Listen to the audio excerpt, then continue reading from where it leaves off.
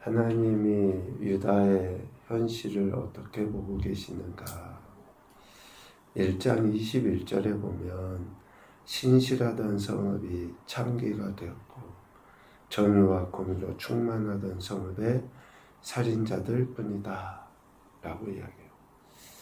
유다가 어떤 나라입니까? 유다가 어떻게 하나님의 보호와 인도하신 가운데 살아온 민족입니까? 그런데 이사야 선지자가 활동할 당시 그 유다는 신실이라고는 찾아볼 수 없고 또 공의와 정의하고는 전혀 무관한 그러한 모습이었다라는 거죠.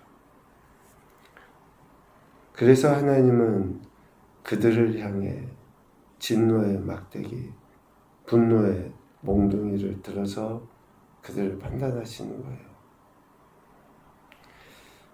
사랑을 많이 받으면 많이 받은 만큼 그만큼 우리가 보여야 될 태도가 있어요. 우리가 자녀들 키워도 그러잖아요. 내가 특별히 좀 사랑하는 아들이 있잖아요. 아이가. 그러면 그 아이에 대해서 더 기대가 큰 거예요. 뭐 내가 꼭 뭔가 그로부터 받으려 함이 아니라 그만큼 사랑하고 또 그 아이를 위해서 헌신했으면 그가 그 부모의 기대치에 따라오도록 하나님께서 유다에 대해서 어찌 사랑하셨습니까? 그런데 하나님의 뜻과는 전혀 관계없이 살아가죠. 그래서 진노의 막대기, 분노의 몽둥이를 들어서 심판하시겠다라고 경고하시죠. 이러한 경고는 그러니까 부모의 심정으로 유다를 양육하셨다라고 1장 2절에 이야기하고 그런데 3절에서는 저들이 어떻다고 이야기합니까? 하나님을 거역하고 하나님을 제대로 알지도 못하고 깨닫지도 못했다라고 1장 3절에 이야기합니다. 소도 나기도 아는 것을 하나님의 자녀여 백성으로서 하나님의 보호와 인도를 받은 유다는 알지도 깨닫지도 못했다. 이러한 미련하고 어리석은 유다를 향해 하나님이 심판하시겠다라고 하는 거죠.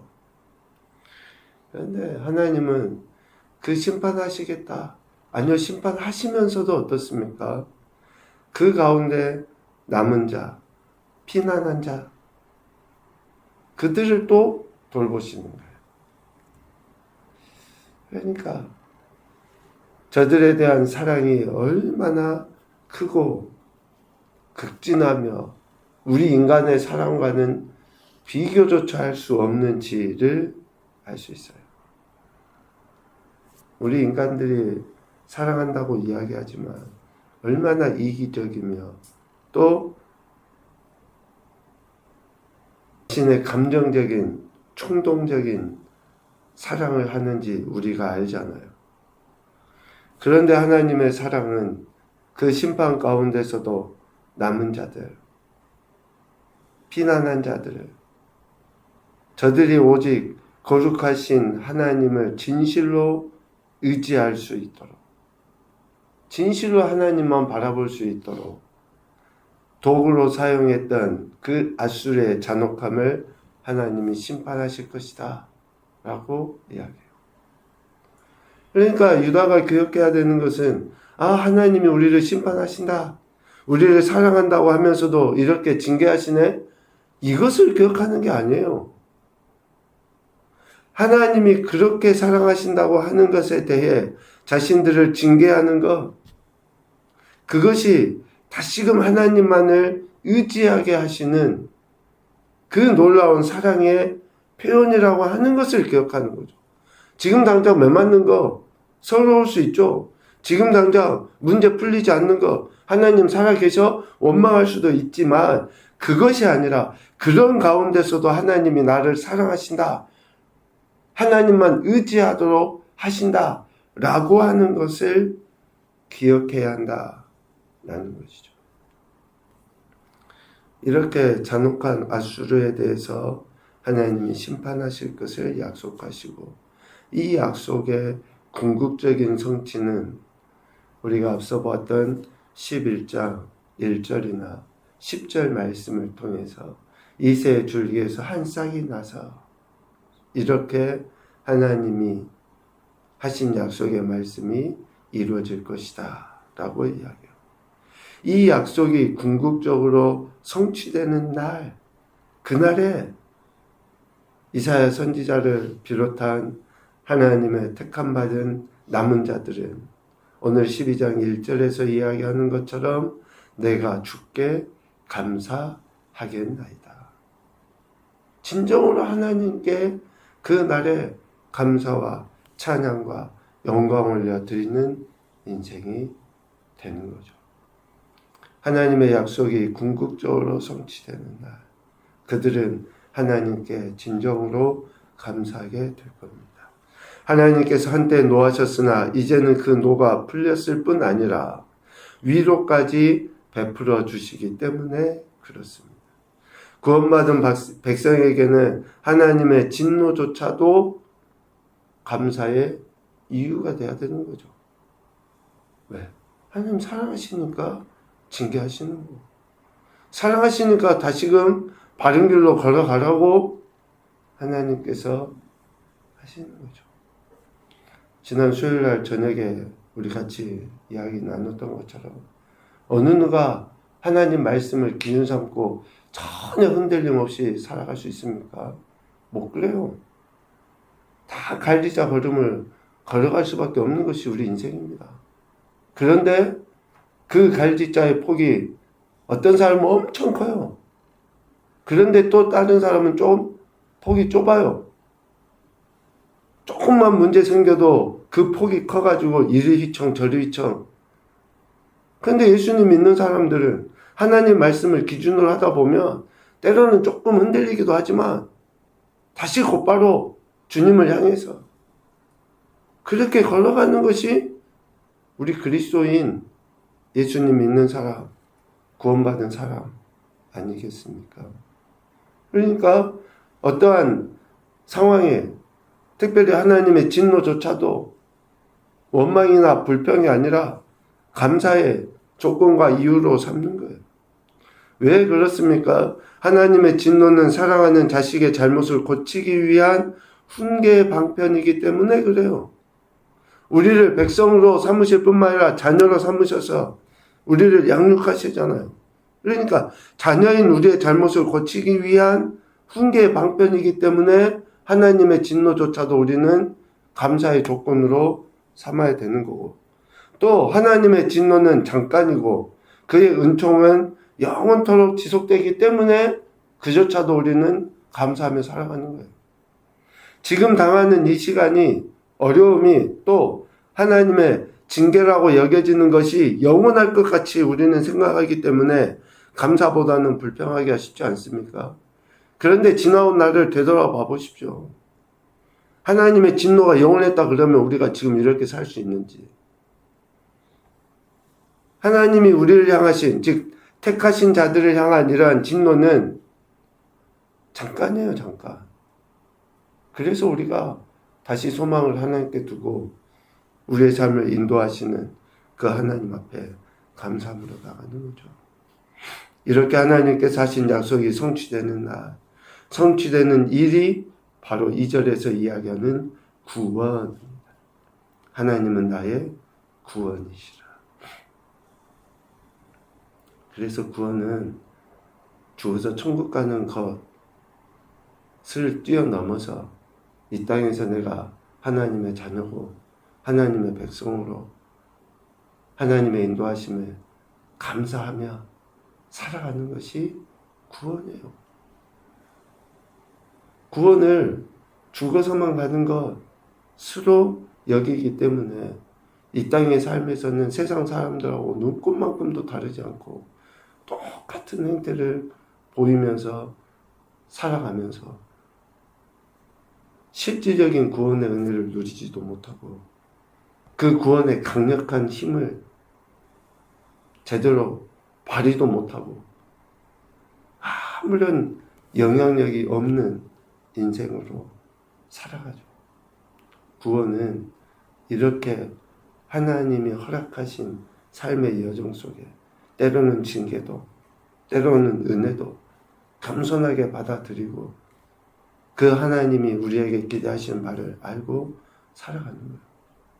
그래서 구원받은 인생은 하나님을 더욱더 신뢰하게 돼 있고 두려워하지 않게 돼 있고 하나님이 나의 힘이시고 노래시고 구원이시다라고 하는 것을 증거하게 되어 있어요. 2절. 그러니까 구원받은 인생은 그렇게 되어 있다고요. 그렇게.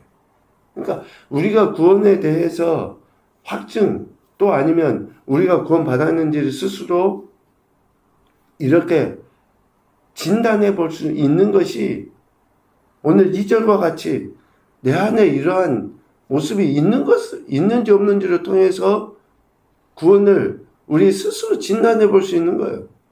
조금 더 하면 다른 사람이 저 사람 진짜 구원 받았는지 안 받았는지 우리가 뭐 판단하고 정죄하고 말은 안 하지만 그의 신앙과 삶의 행태를 보면서 아 저가 구원 받았는가? 라고 우리가 그냥 조금은 생각해 볼 수 있는 거예요.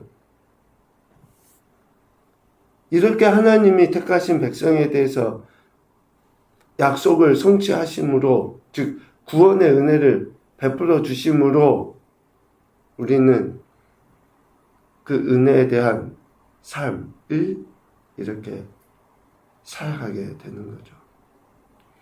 이런 약속이 성취되는 날 곧 구원을 만민에게 선포해야 됩니다. 하나님께서 하신 약속이 성취되는 날 곧 구원은 우리 인생을 안위케 합니다. 1절 중반에 보면 또 주께서 나를 안위하시오니 여기에서 안위하다라는 말의 히브리어 나함은 위로하다 그리고 또 회개하다 그런 의미가 있어요. 나함은 깊이 숨을 내쉬는 행동에서 유래하여서 감정의 극적인 변화나 표현을 나타낸다고 합니다. 그러니까 감정의 극적인 변화나 표현, 안위하지 못했던 인생이 안위하게 되는 거예요. 이것은 우리 인생 스스로 될 수 있는 게 아니에요. 하나님께서 그렇게 우리에게 해주실 때 누리는 그런 감정이 아니에요. 아무리 숲속 깊은 곳에서 혼자 조용히 명상해본다 해도 우리는 절대 안위할 수가 없어요. 안위는 사람으로부터 나오는 게 아니에요. 하나님께로부터 오는 거예요. 이 나함이라는 히브리어와 비슷한 단어가 어디에 쓰였냐면요. 하나님이 우리 인생을 흙으로 지으셨잖아요. 그리고 그 코에 생기를 불어넣으셨어요. 이 불어넣다라고 하는 그 단어가 나파흐인데요. 생기를 불어넣은 그러니까 안위는 우리 스스로 우리 안에서 생기는 게 아니라 하나님이 우리에게 공급해 주셔야지만이 우리가 누릴 수 있는 최상의 감정, 상태예요. 하나님의 약속이 성취되는 날 구원은 바로 하나님만이 우리 인생에게 불어넣어 주실 수 있는 그래서 안위함을 받은 인생은 1절에서 이야기하는 것처럼 주께 감사할 수 있게 돼요. 진짜로 하나님께 감사하게 돼요. 우리가 뭐 그러므로 그러나 그럼에도 뭐 여러 가지 감사를 쓰잖아요. 표현을. 말로만이 아니라 진짜 감사하게 되는 것은 안위함을 받은 인생만 그렇게 되게 되어 있어요. 또 안위함을 받은 인생은 기쁨으로 구원을 표현하게 되어 있어요. 3절. 이것을 성령의 열매로 이야기할 때 희락이에요. 희락. 상황이나 상태나 환경이나 뭐 여러 가지 불편함이 많죠. 요즘 우리가 자주 쓰는 말이 뭡니까? 아이고 더워 죽겠네. 더워 죽겠네. 그래 덥죠. 제가 어떤 집사님께 집사님 더워도 죽지는 마세요. 어떤 형편 상황에도 우리는 불평이나 원망이 아니라 기쁨으로 감사함으로 이게 구원받은 자들 안위함을 받은 자들의 모습이라는 거죠. 근데 진짜 저부터서도 그래요. 저부터서도 웃을 일이 별로 없기도 없고 한 번씩 거울을 보면 인상이 예쁘지는 않더라고요. 엄청 얼굴들이 무겁고 무섭고 기쁨이 진정한 희락이 우리 안에서 나타나 보여지지가 않아요. 하나 더 이야기하면 4절입니다. 안위함을 받은 인생은 하나님의 행하심을 만국 중에 선포하게 되어 있어요. 진짜 구원받은 사람은 하나님을 자연스럽게 하나님이 행하신 일을 자연스럽게 드러내 보이게 되어 있습니다. 뭐 가서 전도지를 주면서 전도하는 그 행태도 있지만 가정에서나 직장에서나 만나는 사람들에게 그렇게 하나님이 어떻게 내게 행하셨다 라고 하는 것을 드러내게 되어 있다. 하나님께서 베풀어 주신 구원 곧 안위함은 우리 인생으로 하여금 오직 하나님만을 바라보고 의지하게 하며 또 그 역사하심에 대해 기쁨과 감사함으로 찬양과 영광을 올려드리게 만듭니다. 억지로 되어지지 않아요. 정말로 구원받은 그 은혜, 감사, 감격이 있으면 예배 너무나 당연히 드려지게 되어 있고 말씀과 기도 당연히 해지게 되어 있어요. 왜 예배를 소홀히 여기는가? 왜 하나님 말씀에 별로 가치와 의미를 두지 않는가? 심각하게 우리가 고민해 봐야 돼요. 내가 진짜 구원받았는지. 더 나아가서 하나님의 역사하심이 가장 아름답고 소중한 것이라는 것을 온 땅에 알려서 하나님과 하나님의 역사하심 그리고 하나님이 택하신 백성의 가치를 삶으로 드러내 보이게 되어 있습니다. 그것이 구원의 능력이에요. 구원의 능력. 하나님 나라는 말에 있지 않고 능력에 있다. 어떤 능력을 이야기합니까? 귀신들도 귀신 쫓아내고 귀신들도 병을 고치고 여러분 우리의 생각을 다시 한번 하나님의 말씀 하나님의 역사하심의 가치를 둬야지 되죠. 첫 번째 교훈입니다. 하나님께서 안익게 하심이 최상의 축복임에 감사하며 살아가자. 두 번째 힘과 노래 구원이신 하나님께 감사와 찬양과 영광을 올려드리자. 세 번째 모든 이들이 구원의 은혜 가운데 나오도록 선포하고 증거하며 살아가자. 얼마나 우리가 이 구원의 가치를 스스로 인정하며 살아가는지부터 우리가 점검해야 될 것 같습니다. 오늘 이사야 12장의 말씀 표제에 보면 감사 찬송이라고 되어 있어요. 하나님이 행하신 일에 하나님이 베풀어 주신 구원에 우리가 보여야 될 태도는 감사와 찬송으로 영광 올려 드리는 것입니다.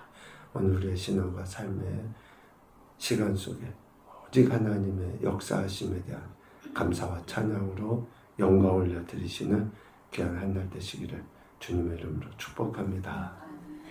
아멘.